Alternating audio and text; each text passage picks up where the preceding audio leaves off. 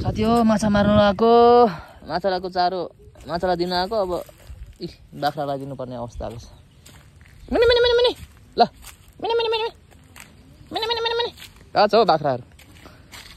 माछा चाहिँ उपर छ है बाख्रा चाहिँ यता छ मिनी मिनी मिनी ल मिनी मिनी मिनी ल मिनी मिनी ल ओ बाख्रामा अर्छ र फेरि परिन्छ अब गालमा आइज मिनी मिनी मिनी ल अट्याक ल आइज ल मिनी मिनी ओए के होइन त भाग्यो त आइज न है ल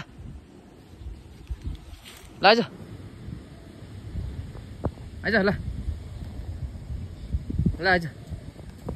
ए लु खाएन बाख्रालाई पो खुवायो त चारो त अलिक बिग्रियो क्या चारो हिजोको भएर त्यही भएर दिएको बाख्रालाई खाएकोजना भाग्यो के रहेछ भनेर डरायो सिक्रिएर खान्छ बाख्राले आउँदैछ आउँदैछ आउँदैछ आउँदैछ त्यो आउँदैछ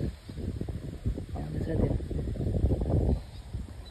आउँदैछ आउँदैछ सिक्री आउँदैछ लुकेर हेर्नुहोस् आयो दिइहाल्यो यस्तो गरी खान्छ साथै बाख्राले आमा ओइ मोज गर मोज मोज